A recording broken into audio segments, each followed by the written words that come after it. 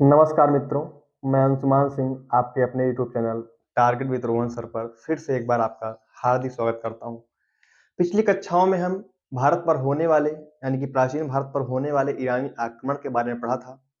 आपने ईरानी आक्रमण के कुछ शासकों को जैसे साइरस प्रथम, डेरियस प्रथम, शाहयार्स और दारा तृतीय को पढ़ा था और आपने भारत पर पड़ने वाले ईरानी आक्रमणों को भी देखा था। आज की जो क्लास है वो भारत पर होने वाले यूनानी आक्रमण मेनली सिकंदर को आज हम पढ़ेंगे। आपने सिकंदर के बारे में बहुत कुछ सुना होगा, लेकिन आज उस सिकंदर की वास्तविकताओं का हम अध्ययन करेंगे कि क्या वास्तविकता थी, उसने कहां से लेकर कहां तक जीता, क्या भारत में भी वो साम्राज्य विस्तार किया। हाँ, तो आप ये देखेंगे कि पिछली कक्षाओं में मैंने आपको बताया था कि लगभग 330 या 331 ईसा पूर्व में सिकंदर ने आरबेला के युद्ध में ईरानी वंश के अंतिम शासक डेरियस तृतीय या दारा तृतीय को हरा करके भारत पर अपना साम्राज्य विस्तार करना प्रारंभ किया और भारत से ईरानी साम्राज्य का अंत कर दिया। तो आइए हम देखते हैं सिकंदर के बारे में। तो आप ये देखेंगे कि आज जो मेरा टॉपिक है प्राचीन भारत में यूनानी आक्रमण। ओके, और यूनानी आक्रमण में आपको सिकंदर को पढ़ना है। तो आप ये देखिएगा कि जो सिकंदर था, सिकंदर का जन्म 356 ईसा पूर्व में, कब? 356 ईसा पूर्व में आप देखेंगे मेसिडोनिया में हुआ था। कहां पे हुआ था? मेसिडोनिया में हुआ था। और इनके पिता का नाम फिलिप था। थोड़ी सी सामान्य सी जानकारी सिकंदर के बारे में ये है। तो इनके पिता का नाम फिलिप था और इनका जन्म 356 ईसा पूर्व में मेसिडोनिया में हुआ था। ठीक है, आगे देखेंगे कि भारत पर आक्रमण 326 ईसा पूर्व में। आप ये देखेंगे जिस प्रकार से आपके ईरानी लोग भारत पर आक्रमण करने आए आपके पश्चिमोत्तर प्रांत से होते हुए, उसी प्रकार से सिकंदर भी आपके भारत में आक्रमण करने आया। तो आप ये देखेंगे कि सिकंदर भी एशिया माइनर, ईरानी साम्राज्य को जीतते हुए अफगानिस्तान और आपके आधुनिक पाकिस्तान वाले इलाके से हिंदुकुश को पार करते हुए आपके उत्तर पश्चिमी सीमा पर आक्रमण करने आया और यहाँ के जो छोटे छोटे साम्राज्य थे उनको जीत करके उनको एकीकरण प्रदान किया और उनको एकीकृत करने के बाद कुछ या 4 भागों में कहते हैं सिकंदर ने अपने संपूर्ण साम्राज्य को बांट दिया। तो आप ये देखेंगे कि भारत पर आक्रमण 326 ईसा पूर्व में सिकंदर का होता है। ठीक है, तो आप कुछ और इंपॉर्टेंट बातें हैं, जैसे कि जिस समय भारत पर सिकंदर का आक्रमण हुआ उस समय किस वंश का शासन था, आपसे क्वेश्चन पूछता है तो आप बोलेंगे नंद वंश का शासन था। किसका? नंद वंश का। नंद वंश का शासक कौन था? किसका समकालीन था सिकंदर? तो आप कहेंगे धनानंद का शासन था भारत में, जिस समय सिकंदर का भारत के उत्तर पश्चिमी इलाके पर आक्रमण होता है। तो भारत के उत्तर पश्चिमी इलाके पर सिकंदर का आक्रमण होता है। आपने देखा या आप जानते होंगे, आप पढ़े होंगे कि ब्यास नदी के आगे आपके सिकंदर की जो सेना होती है वो बढ़ने से इनकार कर देती है और ब्यास नदी से लेकर के आधुनिक पश्चिम बंगाल तक का जो प्रांत है वहां तक आप ये देखेंगे कि आप यहाँ धनानंद का शासन था, जो कि नंदवन का एक महान शासक था। तो आप फिर देखेंगे कि सिकंदर का सेनापति कौन था? तो सिकंदर जो था, सॉरी, जो आपका सिकंदर का जो सेनापति था, यहाँ पे थोड़ा सा गलत लिख उठा है, आप देखेंगे सेल्यूकस निकेटर। सेल्यूकस निकेटर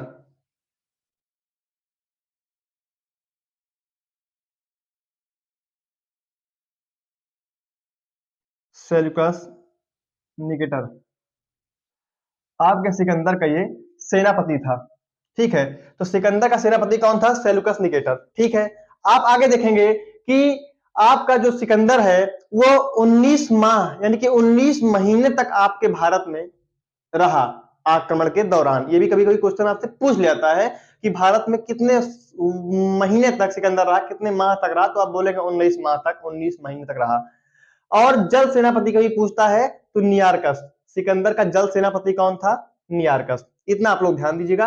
अब आगे हम लोग बढ़ते हैं। आप देखेंगे कि बैक्ट्रिया एवं काबुल को जीतता हुआ, बैक्ट्रिया मैंने आपको बताया ना कि ये उत्तर पश्चिम से आ रहा है, तो ये कहीं ना कहीं यूनान से जब निकलेगा तो एशिया माइनर टर्की को जीतेगा, फिर बैक्ट्रिया को जीतेगा, ठीक है, फिर काबुल को जीतता हुआ हिंदकुश पर्वत पार करके भारत पर आक्रमण किया।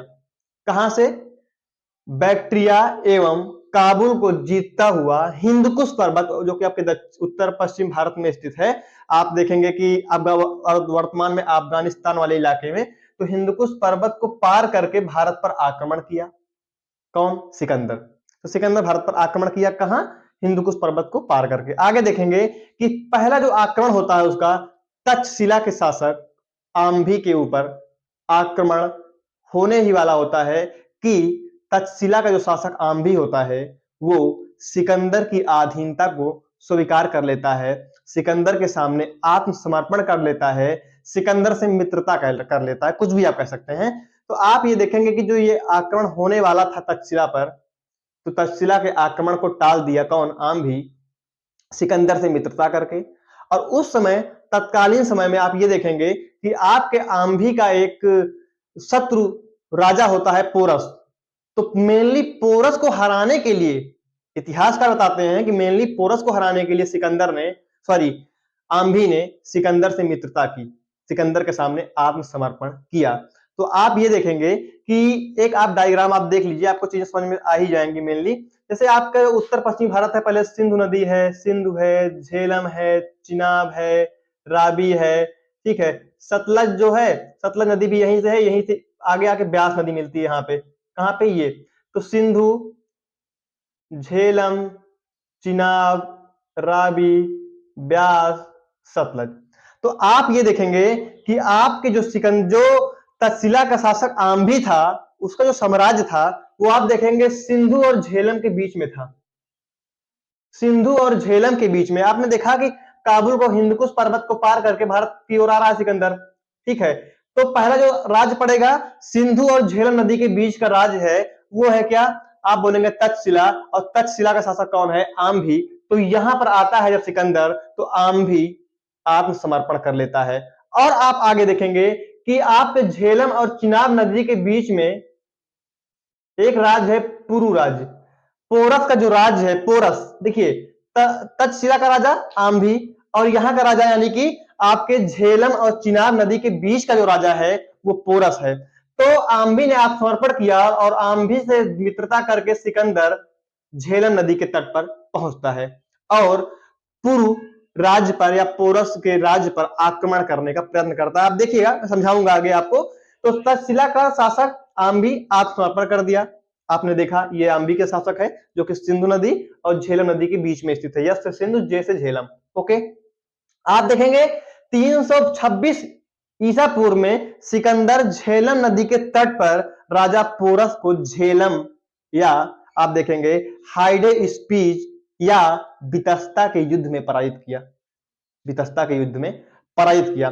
तब आप ये देखेंगे कि आपका जो आम्भी का जो राज्य है वो सिंध और झेलम नदी के बीच में है, ये तो आत्मसमर्पण कर रहा है। जबकि आप देखेंगे कि आपके झेलम और चिनाब नदी के बीच में जो पुरु राज्य है, पोरस का राज्य है, उस पर सिकंदर आक्रमण करता है। बात क्या होती है कि झेलम नदी के तट पर सिकंदर, ये देखिए यहीं पर सिकंदर होता है और इस ओर आपका देखेंगे कौन होता है?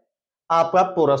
दोनों आमने सामने सेनाएं खड़ी हैं। तो उससे क्या होता है कि सिकंदर जो होता है वो कहते हैं कि एक पत्र भिजवाता है किसके सामने आप देखेंगे कि पत्र क्या भिजवाता है? आप कहेंगे कि आप इतिहासकार ये बताते हैं कि झेलम नदी है, झेलम नदी, मान लीजिए झेलम नदी है, इस ओर आपका सिकंदर है, इस ओर आपका पोरस है, पोरस सिकंदर। तो क्या होता है कि बहुत इसी समय झेलम नदी में बाढ़ आई होती है, बारिश का महीना होता है और आपका जो सिकंदर होता है ये क्या करता है? आपके पोरस को ये दिखाने के लिए कि मैं युद्ध नहीं करने चल रहा हूं, यहां पर क्या करता है? बहुत सारे समारोह करता है झेलम नदी के इस तट पर।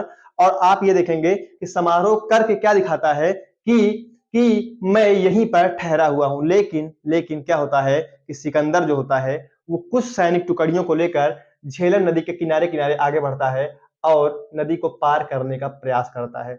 और जबकि कुछ टुकड़ी आपके पोरस की सेना के सामने स्थित है।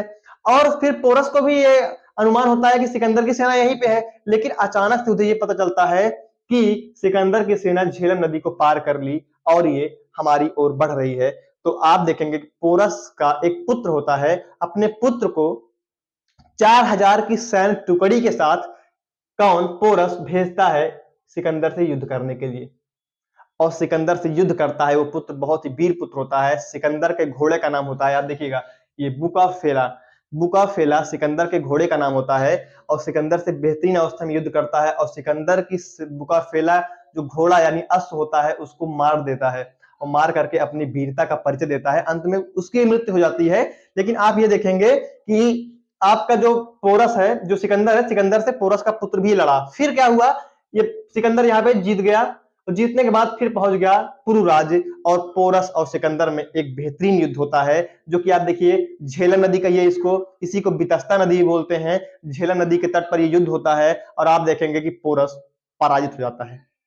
सिकंदर प्लस आम भी एक तरफ है, एक तरफ पोरस है। पोरस पराजित हो जाता है और पोरस से सिकंदर पूछता है कि आपके साथ किस प्रकार का बर्ताव किया जाए। तो पोरस कहता है एक राजा एक राजा के साथ जैसा व्यवहार करता है उसी तरीके से व्यवहार मेरे साथ भी किया जाए। और सिकंदर इसी बात से सिकंदर इतना खुश हुआ कि वो सोचा कि हाँ, कोई वीर शासक है पोरस, और पोरस की वीरता से प्रभावित होकर के पोरस का राज लौटा दिया और आम्भी के पूरे षड्यंत्र पर पानी फिर गया। तो आपने देखा कि सिकंदर किसको जीता, आपके आम्भी के प्रदेश पे आत्मसमर्पण आम्भी ने कर दिया पहले ही, और पोरस में पुरु राज्य को, पोरस का कब्जा था, पोरस को हराया और फिर पोरस के बातों से प्रभावित होकर पोरस का साम्राज्य वापस लौटा दिया। तो आपने देखा कि सिंधु नदी और झेलम के बीच में तक्षशिला और झेलम और चिनाब के बीच में पोरस के राज्य को। फिर आप आगे और आगे थोड़ा बढ़ता है, ये चिनाब के आगे आता है, रावी नदी तक कुछ प्रदेशों को जीतता है और रावी के बाद ब्यास तक भी पहुंचता है, ब्यास तक पहुंचता है। लेकिन ब्यास नदी के आगे आपका जो सिकंदर का सेना है वो आगे बढ़ने से इनकार कर देती है, बोलती है मैं अब आगे नहीं बढ़ूंगी। तो आप देखेंगे कि ब्यास नदी के तट तक के इलाके पर सिकंदर आक्रमण करता है और यहां पर इस समय आप देखेंगे 100 से अधिक छोटे छोटे राज्य विभक्त थे आपके उत्तर पश्चिम में, और इन राज्यों को जीत करके इसका एकीकरण करता है। एकीकरण करने के बाद आप देखेंगे जब सिकंदर की सेना ब्यास नदी से आगे बढ़ने से इनकार कर देती है तो सिकंदर फिर से वापस लौटता है अपने प्रदेश की ओर, फिर से सिकंदर वापस लौटता है। तो आप ये देखेंगे कि ब्यास नदी से लेकर के झेलम नदी के बीच का जो साम्राज्य था इसको पोरस के नेतृत्व में दे देता है, पोरस को अपने अधीन शासक बना देता है। और झेलम और सिंधु नदी के बीच का राज्य तक्षशिला मेनली आम्भी को ही रहता है, आम्भी के पास ही। और इसके जो पश्चिम का भाग है, सिंधु नदी के पश्चिम का भाग, उसको सेल्यूकस निकेटर को दे देता है। तो अपने इस विजित साम्राज्य को लगभग 3 भागों में बांटता है। तो आपने देखा ब्यास से लेकर के झेलम तक नदी तक के बीच के भाग को पोरस को देता है, ठीक है, और उसके बाद झेलम से सिंधु नदी के बीच का भाग को आम्भी को देता है और सिंधु नदी के पश्चिमी भाग को सेल्यूकस निकेटर अपने राजदूत को, वहां का शासक नियुक्त करके चला जाता है। तो आपने बेहतरीन अवस्था में देखा कि बितस्ता के युद्ध में, या आप देखेंगे हाइडे स्पीच के युद्ध में या झेलम नदी के युद्ध में आपका सिकंदर आपके एक महान शासक पोरस को हराता है, ठीक है, और हरा करके पोरस का साम्राज्य दे देता है। आप इस मैप के माध्यम से भली भांति समझ चुके होंगे, ठीक है। आप देखेंगे कि राजा पोरस को झेलम या हाइडे स्पीच के युद्ध में पराजित किया। फिर आप देखेंगे कि आपका जो सिकंदर है ये 2 राज्यों या 2 नगर बसाता है, 2 नगर बसाता है। कौन कौन से नगर, तो एक निकैया और एक बुकाफेला। कभी कभी आपसे एक नगरों का नाम पूछ लेता है कि सिकंदर ने कौन से 2 नए नगर बसाए, तो आप देखेंगे एक निकैया और एक बुकाफेला। देखिए जो बुकाफेला नगर है वो अपने जो घोड़ा, उसकी घोड़े की मृत्यु हो गई थी, सिकंदर के पुत्र पोरस के पुत्र ने जो घोड़े को मार दिया था, उसी घोड़े की याद में बुकाफेला नगर की स्थापना करता है और निकाया नगर बसाता है। तो 2 नगर इंपॉर्टेंट है आपके एग्जाम के पॉइंट ऑफ व्यू से। आगे देखेंगे, ब्यास नदी के आगे नहीं बढ़ा, मैंने आपको बता दिया कि आपके देखिएगा, ध्यान दीजिएगा, ये है ब्यास नदी, ये जो इलाका है ये ब्यास नदी है, इसके आगे नहीं बढ़ा। इसके आगे आप ये देखेंगे यहाँ पर आपके नंद वंश के घनानंद का शासन था। मैंने आपको बताया धनानंद का शासन था आपके उत्तर भारत में। देखिएगा एक बार भारत का नक्शा देख लीजिए छोटा सा, तो आपको चीजें समझ में आ जाएंगी। ये मान लीजिए है, तो ये मान लीजिए लास्ट में ये ब्यास नदी है, तो ब्यास नदी तक तो आया लेकिन ब्यास के आगे बढ़ने से इंकार कर दिया। और इस समय आप देखेंगे आपके इस मगध वाले इलाके पर इसका नंद वंश के धनानंद का शासन था। धनानंद का शासन था। तो ब्यास नदी के आगे बढ़ने से इंकार कर दिया और ब्यास से लेकर के आप देखेंगे झेलम नदी के बीच का जो भाग था पूरा उसको दे दिया। झेलम से सिंध नदी के बीच का भाग को आपने देखा आम्भी को दे दिया और सिंध नदी के पश्चिमोत्तर भाग को सेल्यूकस निकेटर अपने राजदूत को वहां का साम्राज्य दे करके आगे बढ़ जाता है, अपने प्रदेश चला जाता है। तो आप ये देखेंगे कि आपका जो सिकंदर था उसने ब्यास नदी के आगे बढ़ने से इंकार कर दिया और काबुल और सिंध में अलेक्जेंडरिया अलेक्जेंडरिया नामक नए नगर की स्थापना करता है। कहां पर? काबुल और सिंध में। कुछ काबुल का प्रांत है, कुछ सिंध का प्रांत है, वहां पर अलेक्जेंडरिया नामक नगर का भी स्थापना करता है। 3 नगर आपने देख लिया, निकाया, बुकाफेला और उसके बाद अलेक्जेंडरिया। ओके, अलेक्जेंडरिया की भी नगर की भी स्थापना करता है। कहां पर? काबुल और सिंध के क्षेत्र में। ठीक है, आगे देखेंगे कि 323 ईसा पूर्व में 323 ईसा पूर्व में बेबीलोन में सिकंदर की मृत्यु हो जाती है। सिकंदर की मृत्यु हो जाती है। कहते हैं कि जो एक सिकंदर इतना बेहतरीन, इतना महान शासक था, जो कि विश्व विजय के अभियान में निकला हुआ शासक था, वो विश्व विजय का अभियान करना चाहता था, वो पूरे विश्व को रौंद डाला। और आप ये देखेंगे कि बाद में वही सिकंदर कहते हैं कि मलेरिया की बीमारी से मर गया, उसे मच्छर काट लिया, मच्छर ने सिकंदर को मार डाला, ऐसा कुछ इतिहासकार बताते हैं। तो आप ये देखेंगे कि 323 ईसा पूर्व में बेबीलोन में इसकी मृत्यु हो गई। बेबीलोन इराक में स्थित है, आधुनिक इराक में स्थित है। ओके, बेबीलोन में इसकी मृत्यु हो जाती है 323 ईसा पूर्व में, इतना ध्यान दीजिएगा। फिर आप ये देखेंगे कि भारत पर पड़ने वाले कुछ यूनानी प्रभाव, यूनानी आक्रमण के भारत पर क्या प्रभाव पड़े उसको आप देखेंगे। तो सर्वप्रथम प्रभाव आप ये देखेंगे कि मैंने आपको बताया अभी कि भारत इस समय छोटे छोटे टुकड़ों में विभक्त था। तो भारत का जो उत्तर पश्चिमी जो प्रांत था वो 100 से अधिक छोटे छोटे टुकड़ों में विभक्त था।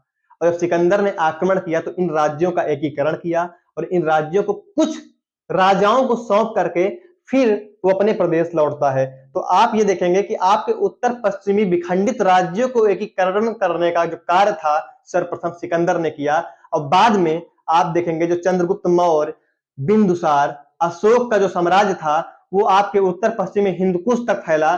तो उनको जीतने में, उनको साम्राज्य को, अपने साम्राज्य को विस्तृत करने में सहायता मिली सिकंदर के आक्रमण के जरिए, क्योंकि सिकंदर ने पश्चिमोत्तर प्रांत को जीत लिया था। 100 प्रांत थे पहले, 3 लोगों को दे दिया, वहां का शासन बना दिया।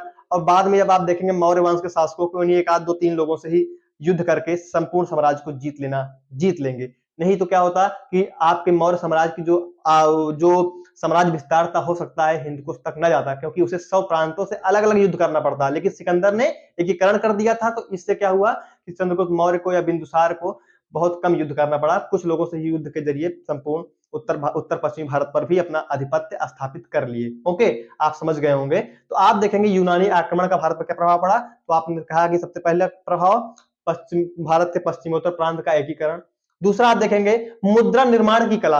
मुद्रा निर्माण की कला का ज्ञान हुआ भारतीयों को कब? यूनानियों के आक्रमण से, मेनली सिकंदर के आक्रमण से भारतीयों को मुद्रा निर्माण की कला का ज्ञान प्राप्त हुआ। आगे देखेंगे गांधार शैली की मूर्तिकला का विकास हुआ। गांधार शैली, पहले आपकी जो मूर्तियां बनती थी एकदम साधारण सी मूर्तियां बनती थी, लेकिन आप ये देखेंगे कि जब भारत में यूनानी आक्रमणकारी आए तो भारत में जो मूर्तियां बन रही थी वो गांधार कलाएं बन रही थी। गांधार कला क्या थी कि मूर्तियों को भाव भंगिमा पूर्ण बना रहे हैं। जैसे आप देखेंगे पहले जो मूर्तियां हैं बस एक मानव का ढांचा बना दिए, लेकिन बाद की जो मूर्तियां, जो गांधार कला की मूर्तियां हैं, उसमें जो मूर्तियां बना रहे हैं उसमें जो मूर्ति का नाक अच्छे से बनाएंगे, एक बेहतरीन मुख का स्वरूप देंगे, कान है, ठीक है। उसके बाद आप ये देखेंगे कि मूर्ति को सजाने का प्रयास करते हैं। गांधार कला में भाव भंगिमा पूर्ण मूर्तियां बनती हैं, मूर्तियों को सजाने का प्रयास करते हैं। आप देखेंगे बहुत सारी ऐसे वस्त्र पहना, बहुत सारे पारदर्शी वस्त्र भी मूर्तियों को पहना देते थे। ऐसा आप देखेंगे भाव भंगिमा पूर्ण चित्र बनना स्टार्ट हुआ, मूर्तियां बनने स्टार्ट हुई सिकंदर के आक्रमण के पश्चात। बुद्ध की ज्यादातर जो मूर्तियां हैं वो गांधार कला में है। आपने देखा होगा जो ईश्वर होते हैं, ईश्वर कभी कभी आप टीवी सीरियल देखे होंगे तो ईश्वर प्रकट होते हैं तो उनके सर के पीछे एक छोटा चक्र घूमता रहता है, उसी को बोलते हैं भाव भंगिमा। उस तरीके से भाव भंगिमा पूर्ण चित्र आपके यूनानियों की देन है जो कि भारत में बन रहा है। गांधार मूर्ति कला का वो देन है। ओके, आप समझ गए होंगे। अब आप देखेंगे भारत यूनान के बीच व्यापार में वृद्धि हुई। भारत और यूनान के बीच में अब व्यापार में वृद्धि हुई, क्योंकि जिस रास्ते से सिकंदर ने आया था अब सिकंदर के यूनान तक भारत से जाने का एक बेहतरीन रास्ता मिला और भारत से यूनान के लोगों में आपसी क्या हुआ, संबंध हुआ और व्यापार में बढ़ोतरी देखने को मिलती है। तो आप आगे देखेंगे कि अश्वारोही सेना का बढ़ावा मिला। आपके भारत में आपने सुना होगा कि ज्यादातर गज सेना या आप देखेंगे हाथियों की सेना पे ही भारतीय जो शासक होते थे वो निर्भर होते थे, लेकिन आपके अशोक, चंद्रगुप्त मौर्य और आप देखेंगे बिंदुसार, ये लोग बाद में अश्व सेना के माध्यम से अपनी प्रभाविता को दिखाते हैं। तो आप ये देखेंगे कि भारत में अश्वारोही सेना का जो कॉन्सेप्ट आता है वो सिकंदर के भारत आक्रमण के बाद आता है। यूनानियों से अश्व यानी घोड़े का प्रयोग करना भारतीयों ने सीखा, घोड़े की सेना, अश्वारोही सेना का प्रयोग। ठीक है, आप देखेंगे भारतीय रंगमंच पर यवनिका प्रचलित हुई। यवनिका आप जानते हैं? आप नहीं जानते हैं, आप ध्यान दीजिएगा, समझ में आ जाएगा।